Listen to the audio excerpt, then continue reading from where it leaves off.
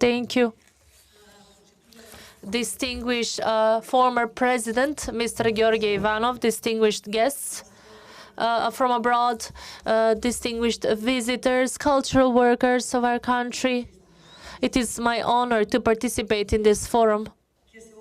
And I shall try, as you said, from my own perspective, to show you how I understand international cultural cooperation, the conditions to improve our capacity in this aspect, with an optimism that better days are coming.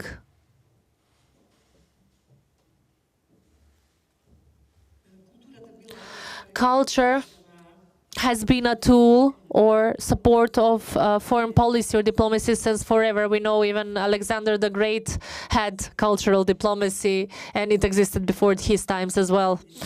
Culture and identity of a people and nation are irreplaceable force to better position a country and a nation in comparison to others. It is my personal belief that, and I would like to call it international cultural cooperation or part of public diplomacy, because the title that is used recently, cultural diplomacy, is something that is unclear to me or inconsistent as a term.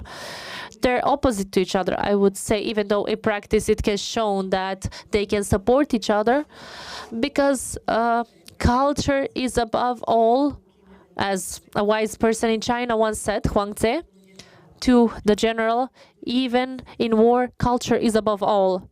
Yes, art is a sublime creation. It means permanent values, and diplomacy is reality and foreign policy that sometimes picks no means. However, international cultural cooperation in its noble variant serves as a bridge for understanding and creating friendship between peoples and nations. And in the 21st century, it got a great array of institutions in the function of raising standards in culture, protection of creation and cultural policy, and exchange of cultural values. Starting from the Universal Declaration for Human Rights up till this modern times, that through the United Nations, through the Council of Europe, and through different organizations, tens upon tens declarations and conventions were adopted, and almost all of them are ratified in our country. Everything is fine up to this point, and because the majority of my professional life I spent in culture, including the Ministry of Culture as well, this esteemed forum and this session today understand as an opportunity to speak about the other side of international cultural cooperation.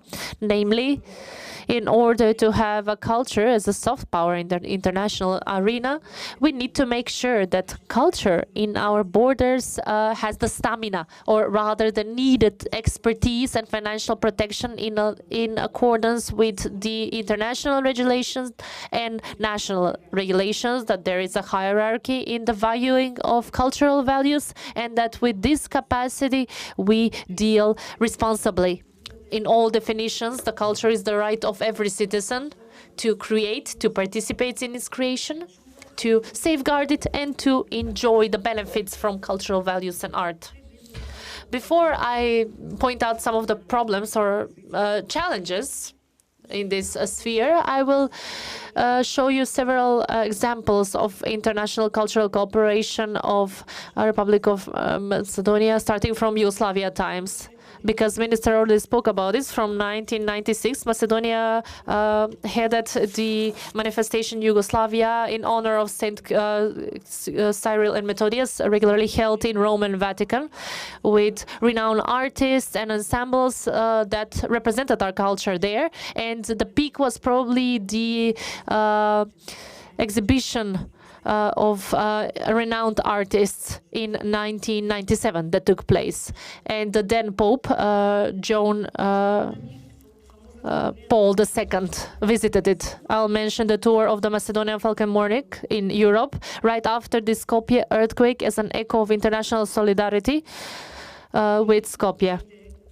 Or the tours from Japan to the USA of the ensemble Tanets, with its founding in our country right after World War II. This continues up till today with our excellent musical and performing arts workers, the ballet, the Macedonian Philharmonic, the theater, literature, art, movies, and other types of expressions and technologies. But I will say that sometimes we lose our breath, and in a tangible culture, or that's archaeological and construction heritage, the capacity of our cultural existence is weakening, and international promotion as well. Let me start with the most important reference, the list of World Cultural Heritage of UNESCO. That is a clear legitimacy for national value, responsibility, and pride, but also for development of tourism. And Ohrid and the Ohrid Lake are included in this list from Macedonia, and a great success is including the folklore and tradition as a non-tangible asset. I would like to point out that in this list there could be the city of Kratovo in eastern Macedonia, the cultural historical route through the old Skopje Bazaar, the church of Saint Panteleimon of the great architect from the 19th century, Andrei Damjanov in Veles, the colorful minaret, and etc. But apart from other initiatives, I'm not keeping up to date, and I'm not sure whether there's any work put into this. But unfortunately, there is degradation of the already mentioned Ohrid and the lake, which are the only tangible cultural natural heritage in the UNESCO list. The artists' self-willingness and the over-construction along the coastline and in the magical place of Gorica change Ohrid. The responsibilities for this usurping, we know who holds, and it is our internal matter. And for the old Skopje Bazaar, a law was adopted in 2007 that was supposed to safeguard it in its authentic shape with provision of infrastructural conditions and modern facilities for the shops by involving creative industries. And apart from the law, we have ratified conventions from the Old Bazaar, the Faro Convention from 2005 for the value of cultural heritage for society and sustainable use of cultural heritage for tourist sites. This is what we need, a guide, a framework for Skopje, for Ohrid, and for other over 10 cities in Macedonia that have cultural heritage. Unfortunately, here the picture has changed as well. And I mean the Skopje Old Bazaar, due to uncontrolled, self-willful investors that constructed things and unlawfully did so. Apart or added to all of this, we must not forget that the international cultural cooperation that is under the competences of the Ministry of Culture and up to a certain point the Ministry of Foreign Affairs is the restitution. From Macedonia, a lot has been taken out through illegal channels. A lot of heritage has been transferred to other places. This is still happening, but unfortunately, or actually fortunately, part of this has been brought back to Macedonia. Many countries start procedures for restitution. Some succeed, some wait for too long for this to happen successfully.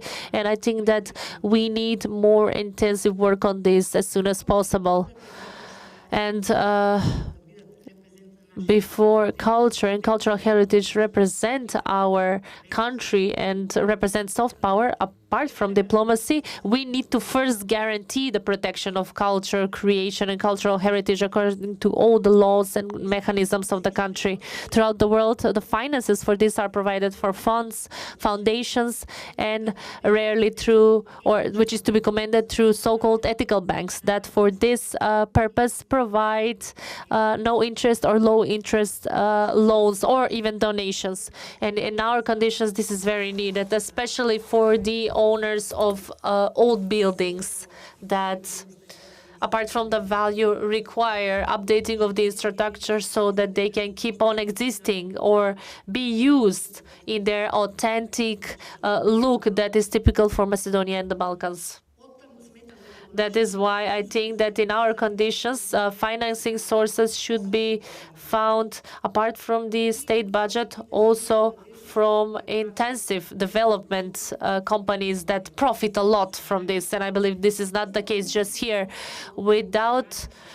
So they make profits without giving anything back for the preservation of environment, of cultural heritage, urban tradition, and the space that they use and possibly endanger. But I'll finish optimistically. And this is because of the frequency of creators that we see that get introduced to other successful practices in this area and this domain. Through the Ministry of Culture, many channels for quality cooperation and exchange of projects have been opened. And let's hope that young people will be even more responsible and more inventive with regard to culture and cultural heritage. In the end, a newer tool of the Ministry of Culture and Tourism for our cultural cooperation, international cooperation, is the cultural centers in Washington, Istanbul, Belgrade. I don't know if I left any out. And I also read that there is an NGO that is acting in the area of cultural promotion of Macedonia in Moscow. I believe that the Ministry of Culture will build a concept of small but functional cultural course that will make it possible to present the country in the best way possible and thus to obtain help in reaching positive goals of foreign policy. Thank you very much.